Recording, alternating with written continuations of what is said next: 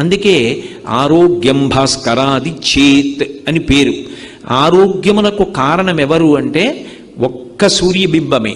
ఆయన నుంచి వచ్చేటటువంటి వెలుతురు వలన, ఆ కాంతి కిరణముల వలన ఆరోగ్యం నిలబడుతుంది.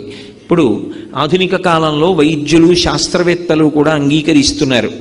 సూర్య భగవానుడి యొక్క కిరణములలో ఉండేటటువంటి విటమిన్ డి వలన ఎముకలకు పుష్టి కలుగుతుంది, శరీరం పెరుగుతుంది అని అంగీకరిస్తున్నారు. కాబట్టి ఆయన లోకములకంతటికీ కూడా పోషకుడై రక్షణ కల్పిస్తాడు.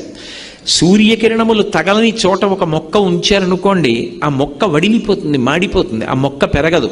సూర్యకిరణములలో ఉన్నటువంటి శక్తిని తీసుకుని చెట్లు తమ ఆకులలో పత్రహరితాన్ని తయారు చేసుకుంటాయి. ఆ పత్రహరితమును ఆహారంగా ఉంచుకుని చెట్లు వృద్ధిలోకి వస్తాయి. ఆ చెట్లు కాసినటువంటి కాయలు, వాటి పళ్ళు, ఆ